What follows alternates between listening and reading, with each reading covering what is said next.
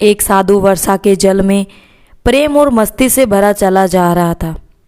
इस दौरान उसने एक मिठाई की दुकान को देखा, जहां एक कढ़ाई में गर्म दूध उबाला जा रहा था, तो मौसम के हिसाब से दूसरी कढ़ाई में गरम गरम जलेबियां तैयार हो रही थी।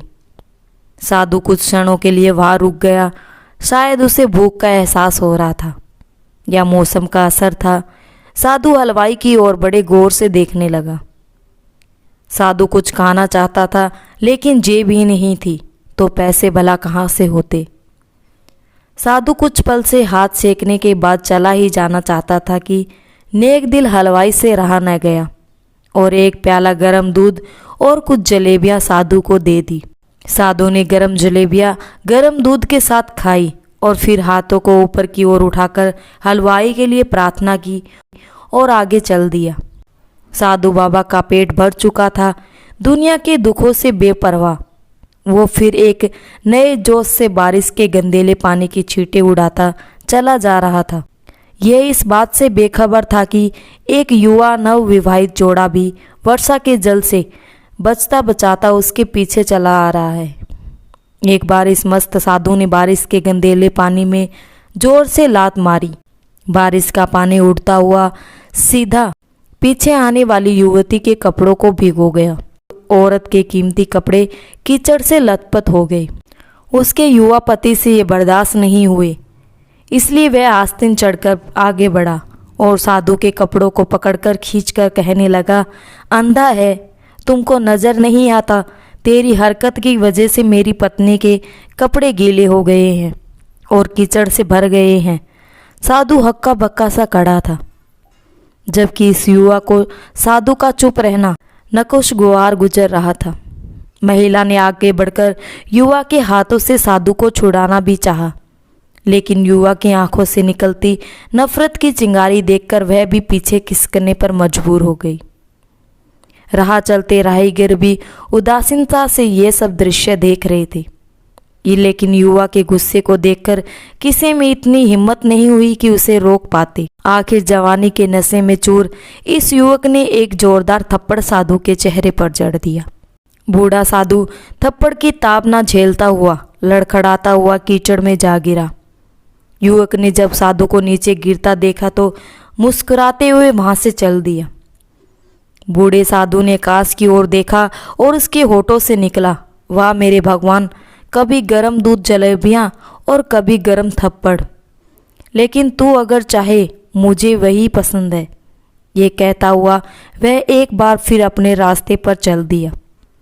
दूसरी ओर वह युवा जोड़ा अपनी मस्ती को समर्पित अपनी मंजिल की ओर अग्रसर हो गया। थोड़ी ही दूर चलने के बाद वह एक मकान के सामने पहुंचकर रुक गए। वह अपने घर पहुंच गए थे।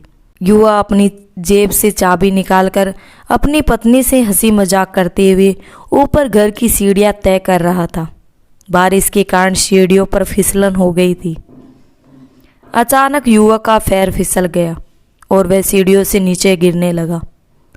महिला ने शोर मचाकर लोगों को ध्यान पति की ओर आकर्षित करने लगी, जिसकी वजह से उसके संबंधी और दूसरे लोग तत्काल सहायता के लिए युवक की ओर लपकते हुए अस्पताल ले गए। युवक का सिर फट गया था और कुछ ही देर में ज्यादा खून बहने लगा। लोगों ने दूर से आते साधु बाबा को देखा तो आपस में कानाफूसी होने लगी कि निश्चित रूप से साधु ने थप्पड़ खाकर युवा को श्राप दिया है, तभी उसे चोट लगी है।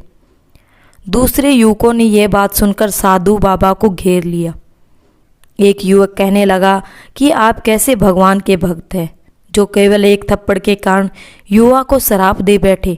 भगवान के भक्त में रोष व गुस्सा हरगिज नहीं होता। आप तो जरा सी बात पे असुविधा पर भी धैर्य ना कर सके। साधु बाबा कहने लगा, भगवान की कसम, मैंने इस युवा को श्राप नहीं दिया। अगर आप श्राप नहीं दिया तो ऐसा नौजवान युवा सीढ़ियों से कैसे गिरा, कितनी गंभीर चोट आई। तब साधु बाबा ने दर्शकों से एक अनोखा सवाल किया कि आप में से कोई इस सब घटना का जसमदित गवाह मौजूद है। एक युवक ने आगे बढ़कर कहा, हाँ, मैं इस घटना का जसमदित गवाह हूँ।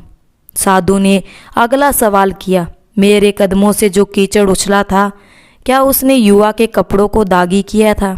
युवा बोला, नहीं, लेकिन महिला के कपड़ों को जरूर खराब किए थे। साधु ने पूछा, फिर युवक ने मुझे क्यों मारा? युवक कहने लगा, क्योंकि वह युवा इस महिला का प्रेमी था और यह बर्दाश्त नहीं कर सका कि कोई उसके प्रेमी के कपड़ों को गंदा करे, इसलिए उस युवक ने आपको मारा। युवक की बात सुनकर साधु बाबा ने एक जोरदार ठेका बुलंद किया और ये कहता हुआ वहाँ से विदा हो गया।